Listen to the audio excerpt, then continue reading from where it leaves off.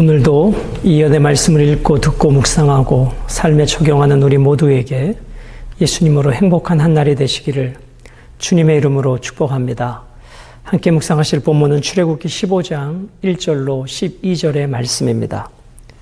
오늘 본문 핵심 주제는 하나님의 백성은 하나님을 찬양해야 하는데 그 찬양의 이유는 여러 가지가 있겠지만 무엇보다 하나님이 우리를 구원해 주신 것에 대하여 그리고 하나님의 거룩하신 성품에 대하여 하나님께서 하신 위대한 일에 대하여 찬양해야 하는 것입니다. 모세는 무엇보다도 이스라엘 백성을 구원하신 하나님을 찬양했습니다.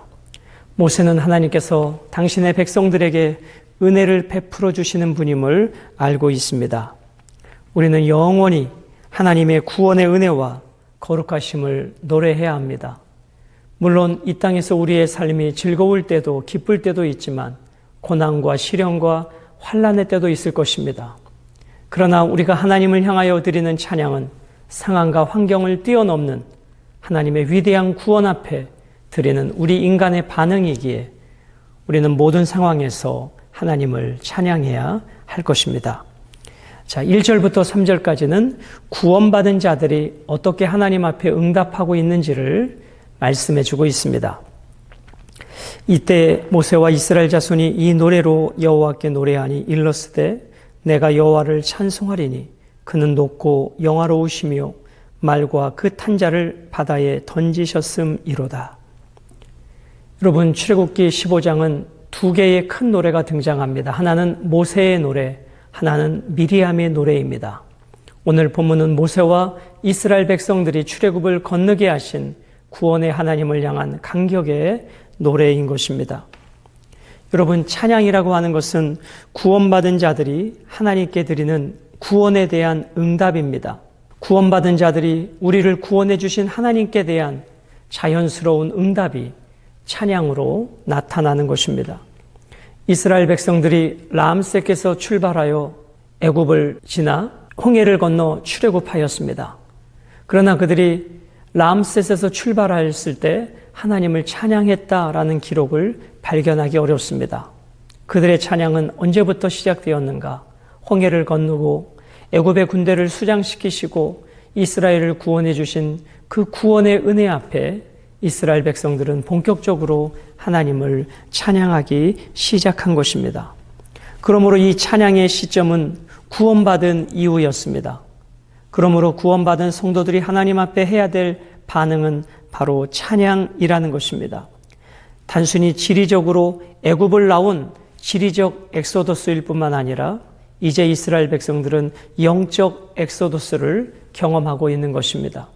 단순히 애굽의 노예에서 자유인으로 된 사회적 신분만을 말하는 것이 아니라 애굽의 모든 우상에서 이제 여호와 하나님만을 섬기는 하나님의 백성으로 영적 엑소더스, 영적인 출애굽이 일어난 것입니다. 오늘 여러분과 제가 몸만 예배당에 와 있는 것이 출애굽이 아니라 진실로 우리의 생각과 사고와 내 삶의 존재 이유와 목적이 하나님을 향하여 옮겨지는 것이 진정한 영적 출애굽입니다. 그것은 홍해를 건너므로 시작되었듯이 우리가 이 세상의 죄에 대하여 죽고 예수 그리스도의 십자가의 은혜로 살아가는 것, 그것이 오늘 우리 시대의 진정한 영적 엑소더스, 영적인 출애굽 사건이 아니겠습니까? 그러한 구원을 경험한 우리 모두들은 모든 상황과 환경에서 하나님을 찬양해야 할 것입니다. 하나님께서는 이스라엘 백성들을 구원하시기 위해서 오늘 1절에 보니까 말과 그 탄자를 바다에 던지셨습니다. 애굽의 강력한 말과 기병들을 하나님은 홍해 바다에 던지셨습니다. 2절은 이렇게 노래합니다. 여호와는 나의 힘이요 노래시며 나의 구원이시로다. 그는 나의 하나님이시니 내가 그를 찬송할 것이요 내 아버지의 하나님이시니 내가 그를 높이리로다. 여러분, 이 찬양은 하나님의 구원 앞에 자연스러운 간격으로 하나님 앞에 올려지고 있는 것입니다. 구원받은 성도들이 자발적인 기쁨으로 하나님께 반응하는 것, 그것이 찬양입니다. 오늘 모세는 하나님을 향해서 이렇게 고백합니다. 높고 영화로우신 분이다. 그리고 2절에는 나의 힘, 나의 노래, 나의 구원, 나의 하나님, 나의 찬송할 대상, 내 아버지의 하나님, 내가 높여야 할 분으로 모세는 하나님을 찬양하고 있습니다. 누구의 하나님이 아니라 바로 나의 하나님, 누구를 구원해 주신 하나님이 아니라 나를 구원해 주신 하나님, 누구를 돕는 분이 아니라 나를 돕는 분으로 모세는 하나님과의 친밀함을 찬양으로 고백하고 있는 것입니다. 그럼에도 불구하고 모세는 하나님과 친밀함 속에서 하나님의 높고 위대하심을, 하나님을 경외하고 있는 것입니다. 3절, 여호와는 용사시니 여호와는 그의 이름이시로다. 용사이신 하나님을 찬양하고 있습니다. 여호와라고 할 때 언약에 신실하신 하나님, 당신의 백성을 신실하게 지키시는 하나님, 약속에 신실하신 하나님, 그 언약의 하나님을 모세는 찬양하고 있습니다. 4절부터 12절까지는 그 찬양의 내용을 다시 한번 구체적으로 설명해 주고 있습니다. 4절, 그가 바로의 병거와 그의 군대를 바다에 던지시니 최고의 주의관들이 홍해에 잠겼고, 여호와께서 당시 고대 근방의 최고의 강력한 패권 국가인 애굽의 그 병거와 바로의 군대를 바다에 던지셨습니다. 그 군대의 지휘관들을 홍해에 잠기게 하셨습니다. 그리고 5절에 보면 깊은 물이 그들을 덮으니 그들이 돌처럼 깊음 속에 가라앉았도다.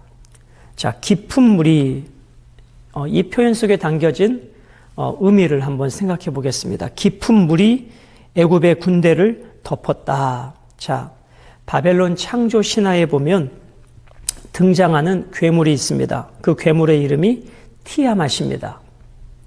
여기에서 깊은 물은 그 바벨론 창조 신화에 등장하는 티아맛을 생각해 볼 수 있습니다. 신화적 존재인 바다의 괴물마저도 하나님의 주권과 하나님의 능력 앞에 복종하여 애굽의 군대를 바다에 잠겨버리게 하는 도구로 쓰임받았다. 이 표현 속에 담겨진 의미가 무엇일까요? 누가 진짜 신인가? 누가 진짜 하나님이신가를 말씀해주고 있는 것입니다. 사람들이 티아못이라고 하는 신으로 우상으로 섬기는 그 바닷속에 사는 괴물마저도 하나님의 통제와 주권 아래 있는 표현으로 진정한 역사의 주권자이신 분은 오직 하나님 한 분뿐임을 성경은 말씀해주고 있습니다. 물론 실제적으로 티아못이라고 하는 바다의 괴물이 존재하는 것은 아니죠. 그러나 바벨론 창조 신화에 등장하는 그 괴물마저도 하나님의 섭리 아래 있는 것으로 표현함으로써 하나님만이 절대적 주권자요, 하나님만이 절대적 능력자요, 하나님만이 절대적 구원자이심을 모세는 고백하고 있는 것입니다. 6절, 여호와여 주의 오른손이 권능으로 영광을 나타내시니이다. 여호와여 주의 오른손이 원수를 부수니이다. 하나님은 영이시기에 왼손 오른손 우리 신체와 같은 존재가 아니시죠. 오른손이라고 하는 것은 권능, 권위, 능력, 권세를 의미하는 표현이 아니겠습니까? 하나님의 능력의 오른손으로 그 모든 원수를 부수니이다 말씀합니다. 부순다. 강력한 권능의 힘으로 애굽을 깨트려 버리신 통쾌한 하나님의 역사를 이렇게 표현하고 있는 것입니다. 7절, 주께서 주의 큰 위엄으로 주를 거스리는 자를 엎으시니이다. 주를 거스리는 자, 하나님을 대항하여 일어선 자들을 말합니다. 하나님을 거역한 애굽의 군사들은 하나님의 그 권능 앞에 하나님의 능력으로 단번에 홍해의 바다에 수장시켜 버리셨습니다. 엎으시니이다. 엎다라고 하는 것은 부숴버리다, 허물어버리다 그런 뜻입니다. 이것은 철거와 관련된 건축 용어입니다. 즉 완전히 깨트려 부숴버려서 아무도 살 수 없는 폐허가 되게 하는 것을 말합니다. 자, 이것을 애굽의 현장에 적용해 보면 하나님을 대항하여 일어선 애굽의 군대들을 하나님께서 완전히 일어설 수 없을 정도로, 다시는 존재할 수 없을 정도로 하나님께서 그 모든 애굽의 군대들을 홍해에 수장시켜 버리셨다. 그런 의미입니다. 주께서 진노를 발하시니 그 진노가 그들을 지푸라기 같이 사르니이다.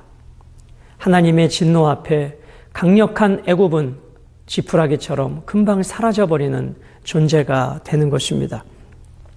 8절, 주의 콧김에 물이 쌓이되, 이것은 인간 이해에 대한 재미있는 표현입니다. 우리 사람들의 콧김이 얼마나 강력하겠습니까? 그것은 작은 힘일 뿐입니다. 작은 기운일 뿐입니다. 그러나 하나님의 그 콧김이 어떻게 한다고요? 그 홍해에 그 넘실거리는 물을 쌓이되 파도가 언덕같이 일어서고 큰 물이 바닷 가운데 엉기니이다. 자, 큰 물이 바닷 가운데 엉기니이다. 태고의 바다, 하나님은 거대한 힘을 가진 혼돈의 힘마저도 한 번에 제압하셔서 애굽의 군대를 제압하는 도구로 그 홍해를, 큰 물의 바다를 사용하셨다라는 것입니다. 9절, 원수가 말하기를 내가 뒤쫓아 따라잡아 탈취물을 나누리라. 애굽의 군대의 의지적인 표현이었죠. 내가 그들로 말미암아 내 욕망을 채우리라. 내가 내 칼을 빼리니 내 손이 그들을 멸하리라 하였으나, 출애굽하는 이스라엘 백성을 뒤쫓아와서 다시 저들을 노예 삼으려고 하는 바로의 그 마음의 표현입니다. 내가 뒤쫓아 따라잡아 탈취물을 나누리라. 그들로 말미암아 내 욕망을 채우리라. 내 칼을 빼리니 내 손이 그들을 멸하리라. 이것이 그들의 정욕이었고 탐욕이었고 욕망이었고 이생의 자랑이었습니다. 그러나 하나님께서 이스라엘 백성들을 지키시고 쫓아오는 저들을 홍해에서 수장시키심으로 저들의 계획은 물거품이 되고 말았습니다. 그렇습니다, 여러분. 우리가 아무리 의지를 가지고 노력을 해도 하나님의 뜻과 하나님의 의지에 대항하는 것들이라면 결코 그것은 이루어질 수 없고 하나님의 백성에게 해가 될 수 없는 것입니다. 하나님은 여호와로서 언약에 신실하신 분으로 당신의 백성을 지키시고 보호하십니다. 10절, 주께서 바람을 일으키심에 바다가 그들을 덮으니 그들이 겉샘물에 낫같이 잠겼나이다. 여러분, 납은 작은 용량이라도 가라앉는 존재가 납의 성질이죠. 애굽의 군대가 바로 그 홍해의 바다 앞에 그렇게 가라앉았다라고 말씀합니다. 자, 여기 보면 10절에 겉샘물에 낫같이 잠겼나이다. 겉샘물이란 뜻은 강력한, 위대한, 장엄한, 웅대한 이란 뜻입니다. 주로 강력한 통치자를 묘사할 때 사용되는데 하나님께서 그 홍해 바다를 그렇게 사용하셨다는 것입니다. 11절, 여호와여 신중에 주와 같은 자가 누구니이까? 주와 같이 거룩함으로 영광스러우며 찬송할 만한 위엄이 있으며 기이한 일을 행하는 자가 누구니이까? 여러분, 아까 9절에는 애굽의 군대가 이스라엘 백성들을 쫓아오면서 하는 그들의 의지를 말하고 있고, 오늘 11절은 이스라엘 백성들을 지키시는 하나님의 권능에 대하여 모세가 말하고 있습니다. 신중에 주와 같은 자가 누구이니까? 그렇습니다. 바벨론 창조 신화에 등장하는 티아못도, 애굽 사람들이 섬기는 그 많은 신들도 여호와 앞에서는 어떠한 능력도 존재도 없는 무가치한 존재라는 것입니다. 물론 실질적으로 그들이 믿었던 신은 존재하지 않는 가상의 대상이었지만 오늘 모세는 진정으로 이 땅의 유일신으로 하나님만이 참신임을 노래하고 있는 것입니다. 그분은 어떠한 분이십니까? 거룩하신 분입니다. 영광스러운 분입니다. 그러므로 우리는 그분을 마땅히 찬양해야 될 대상이라는 것입니다. 여러분과 제가 주님을 만났을 때, 뜨겁게 주님의 사랑을 경험했을 때, 그때 우리는 감격으로 하나님을 노래하지 않았습니까? 하나님을 찬양하지 않았습니까? 찬양하지 않고는 견딜 수 없는 그 기쁨과 감격이 우리에게 있지 않았습니까? 오늘 출애굽 15장의 이 모세의 노래는 억지로, 음으로 드려지는 찬양이 아니라 구원해 주신 그 은혜의 감격에 하나님의 거룩하심과 영광스러움 앞에 모세는 백성들과 함께 전심으로 찬양하고 있는 것입니다. 사랑하는 여러분, 오늘 여러분과 저는 무엇 때문에 이 찬양을 놓아버렸습니까? 이 찬양의 감격을 잃어버렸습니까? 애굽의 군대입니까? 애굽에서 먹고 사는 문제였습니까?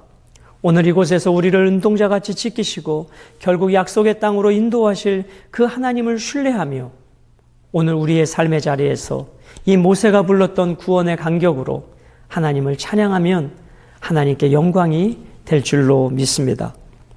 12절 주께서 오른손을 드신즉 땅이 그들을 삼켰나이다. 바다와 땅이 하나님의 주권 아래, 하나님의 통치 아래 놓여져 있어서 애굽의 군대를 삼켜버리셨다. 여러분, 마지막 날 주님이 오실 때 우리를 이 땅 가운데 괴롭히고 유혹했던 원수 마귀를 하나님의 심판으로 삼켜버리실 것입니다. 그러므로 우리는 영적 전쟁에 있지만 우리는 지는 자가 아니라 이기는 자로 살아가는 것입니다. 우리는 궁극적으로 질 수 없는 자들입니다. 하나님의 보호받은 백성이요 하나님의 손의 양이시기에 하나님께서는 끝까지 당신의 백성을 지켜주실 것입니다. 오늘 본문에 나타난 하나님은 어떠한 하나님이셨습니까? 1절에 보시면 높고 영화로우신 하나님이십니다. 2절에 보면 하나님은 우리의 힘과 노래와 구원의 대상이셨습니다. 그리고 하나님은 강력한 용사이셨습니다. 하나님은 땅도 바다도 하나님의 통치 아래 놓여지게 만드는 절대 주권자로서의 하나님을 말씀해 주고 있습니다. 오늘 모세와 이스라엘 백성들은 이 노래를 부르고 있습니다. 여러분, 이 노래는 우리가 영원히 불러야 할 노래가 아니겠습니까? 그럼 우리가 어떠한 부분에 대해서 노래해야 될까요? 오늘 본문에 적용해 보면 크게 두 가지입니다. 구원의 은혜를 우리는 영원히 노래해야 합니다. 이스라엘의 역사에 개입하셔서 당신의 백성을 구원하신 하나님, 홍해를 가르시고 건너게 하시고 이스라엘 백성들을 구원해 주셨습니다. 홍해를 건넌 모세와 백성들은 그렇게 노래하고 있는 것이죠. 그런데 여러분, 여기서 우리 한 가지 생각해 보실까요? 홍해를 건너게 하신 그 하나님을 이렇게 노래합니다. 여러분과 저는 우리를 위하여 십자가에서 죽어주신 그 예수 그리스도의 피 묻은 사랑을 입은 자입니다. 그러므로 우리는 이스라엘 백성들이 홍해를 건넌 것보다 더 큰 은혜를 입은 자들입니다. 더 놀라운 은혜를, 더 놀라운 기적을 경험한 자들입니다. 그러므로 모세와 백성들이 드렸던 그 간격보다도 더 큰 간격으로 우리는 우리를 구원해 주신 그 십자가 대속의 은혜를 오늘도 노래하며 감격하며 살아가야 할 것입니다. 두 번째로 우리는 무엇을 노래해야 하는가? 하나님의 거룩하심을 찬양해야 하는 것입니다. 하나님은 거룩하시니 우리도 거룩하라 하셨습니다. 하나님은 높고 영화로우실 뿐만 아니라 거룩하신 분이십니다. 흠이 없고 티가 없고 죄가 없으신 분이십니다. 그 거룩하신 하나님께서 원수마귀 대적을 영원히 멸하실 것입니다. 그리고 이 땅에 사는 당신의 백성들을 거룩하고 순결한 길로 인도해 가실 것입니다. 그러므로 우리는 구원의 하나님을 노래하고 거룩하신 하나님을 노래하며 살아가야 하는 것입니다. 사랑하는 여러분, 오늘 우리들에게 이 찬양의 간격이 다시 불일 듯 올라오길 원합니다. 나를 위하여 십자가 대속 제물이 되신 그 주님의 은혜, 말할 수 없는 은혜, 갚을 수 없는 은혜, 한량없는 그 은혜, 오늘도 우리의 삶으로, 우리의 입술로 마음을 다해 뜻과 성품을 다해 구원과 거룩하신 하나님을 노래하고 찬양하는 승리의 한 날이 되시기를 주님의 이름으로 축복합니다.